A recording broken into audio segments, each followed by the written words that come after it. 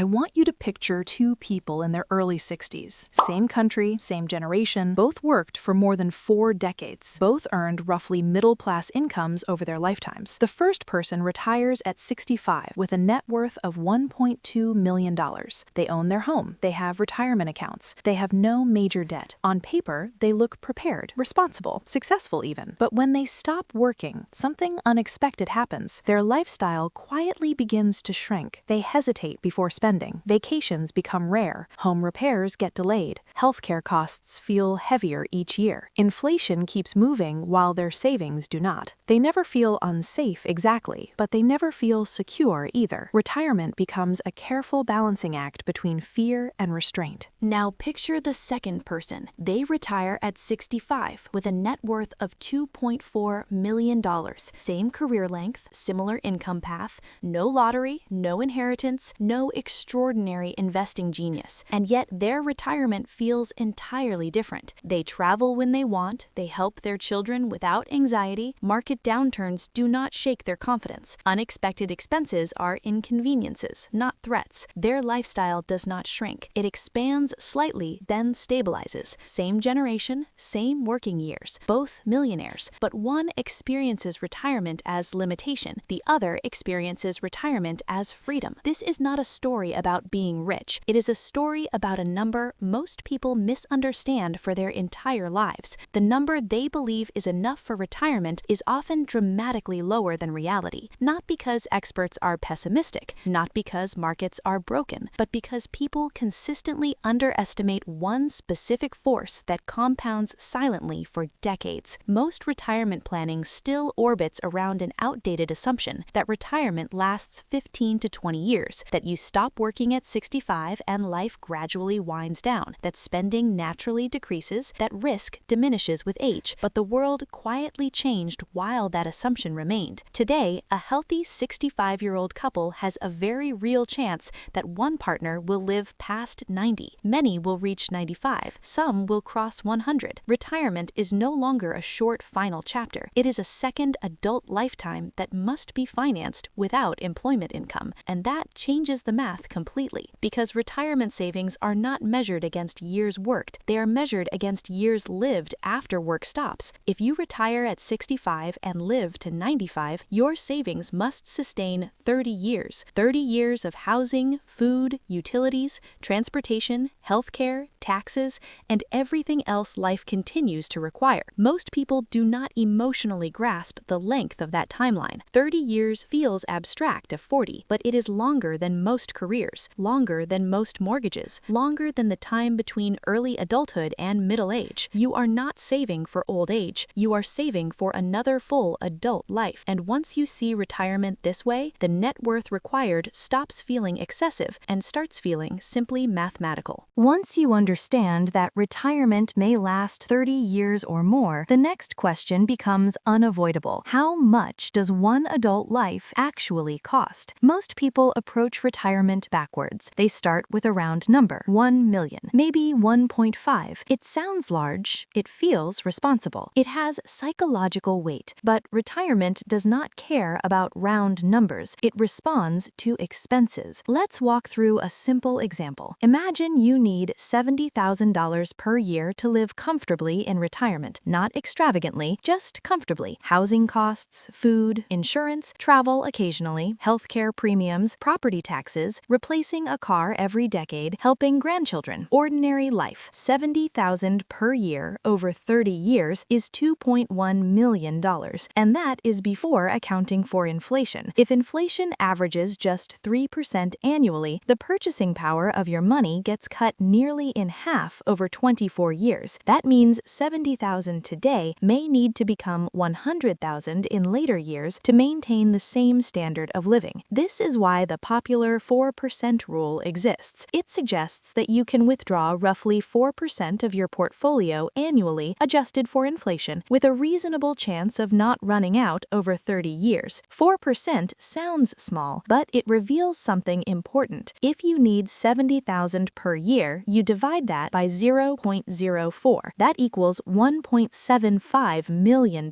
Not 1 million, not 1.2, 1.75. And that assumes stable markets, moderate inflation, no major surprises, no extended bear markets early in retirement, no massive healthcare shocks. Now, raise the annual spending target slightly. Suppose your real number is $90,000 per year once you account for healthcare and lifestyle flexibility. $90,000 divided by 4% equals $2.25 million.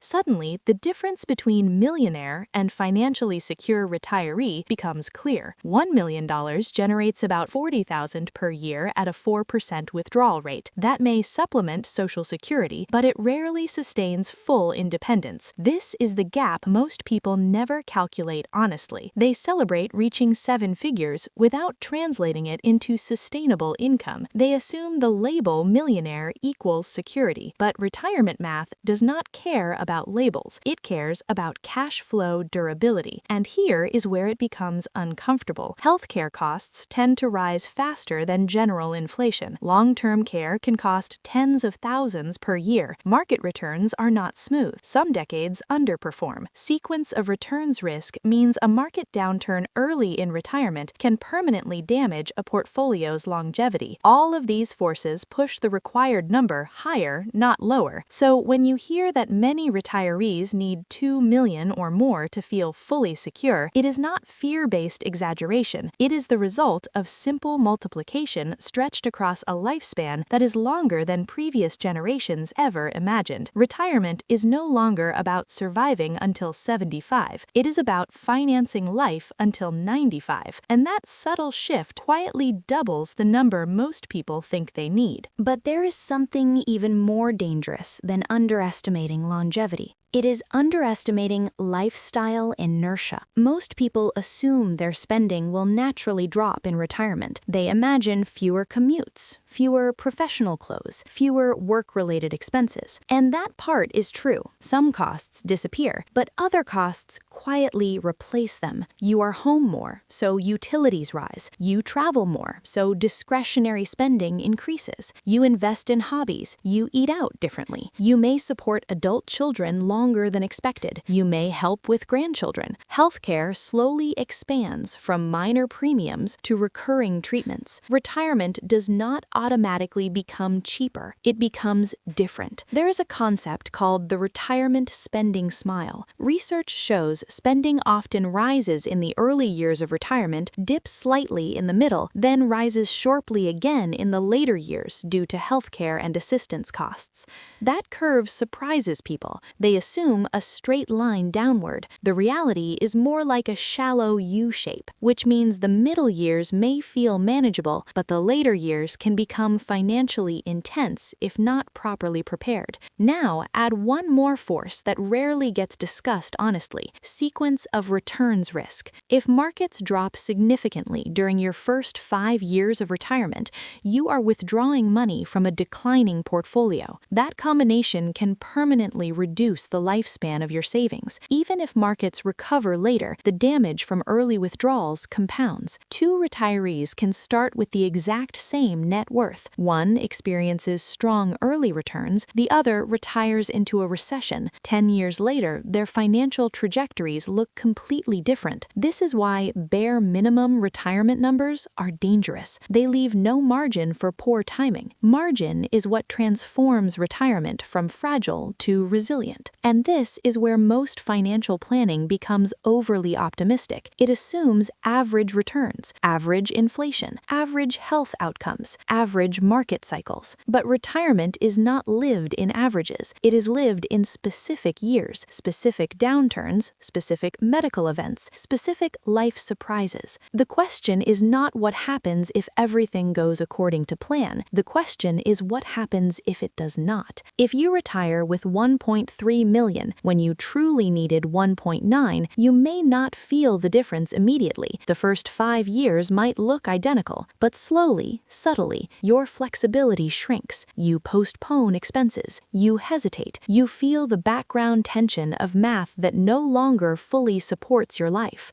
Financial stress in retirement feels different than financial stress at 40. At 40, you can increase income, you can change careers, you can work more years. At 75, your levers are limited, which is why the net worth required for retirement is not simply about funding survival. It is about funding dignity. It is about funding optionality when your earning years are behind you. And optionality requires more than the minimum. It requires surplus.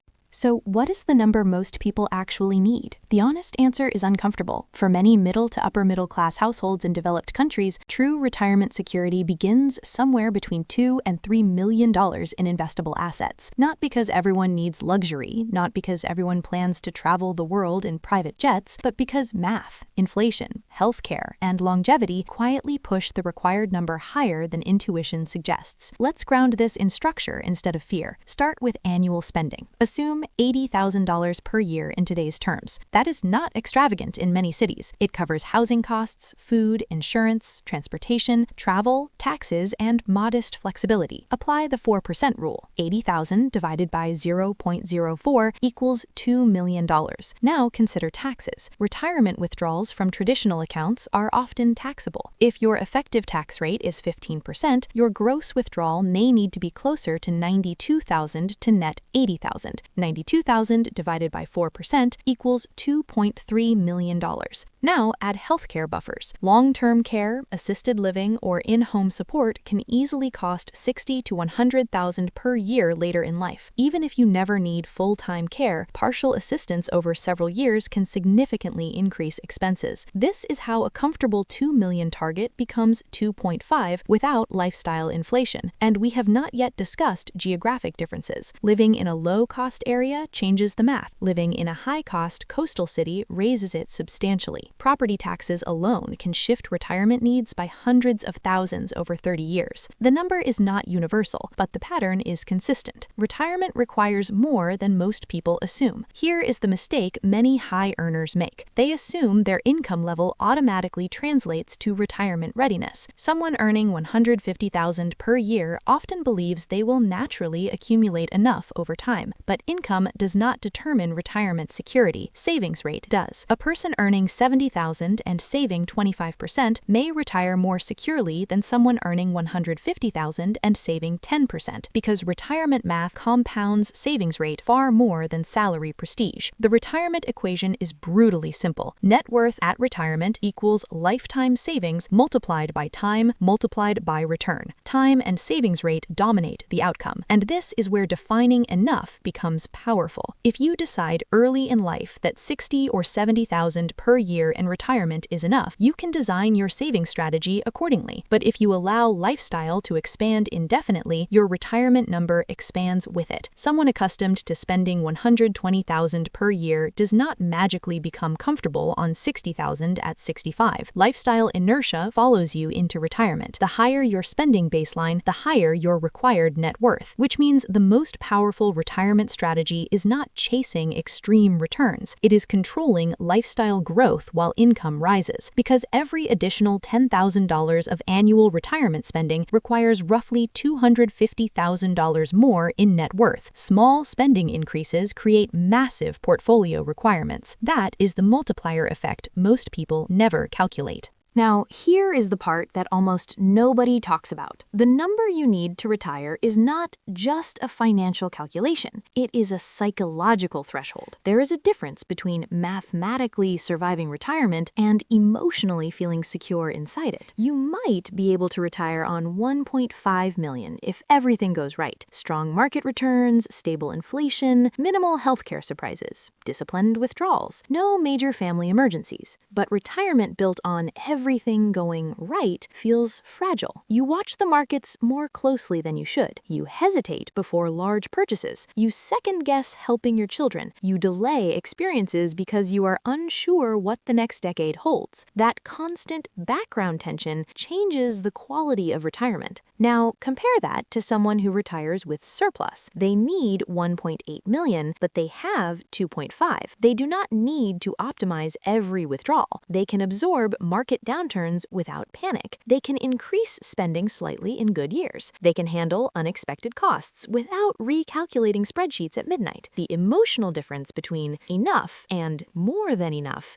is enormous. This is why many retirees say the same thing after the fact. They rarely regret saving too much. They often regret saving too little. There is also a hidden asymmetry in retirement risk. If you oversave, you leave a larger inheritance. You donate more. You spend more freely later in life. The downside is minimal. If you undersave, you may be forced to return to work in your 70s. You may depend heavily on family. You may drastically reduce lifestyle at an age when flexibility is limited. The downside of being wrong on the low side is severe, which means the rational approach is to aim higher than the bare minimum. And here's something even more subtle. The required net worth decreases dramatically if you reduce fixed expenses before retirement. Entering retirement with no mortgage reduces required annual income by tens of thousands. Living in a moderate cost area instead of a high cost city lowers the portfolio requirement by hundreds of thousands. Maintaining health reduces long-term care probability and medical strain. Retirement is not just about accumulating assets, it's about reducing future obligations. A person who needs $50,000 per year may retire securely on $1.3 million. A person who needs $100,000 per year may require 2.5 or more. The gap is not about investment brilliance, it's about lifestyle structure. Every permanent monthly expense becomes a lifelong claim against your future portfolio. Which brings us to the uncomfortable truth behind the title of this conversation. The net worth most people need to retire is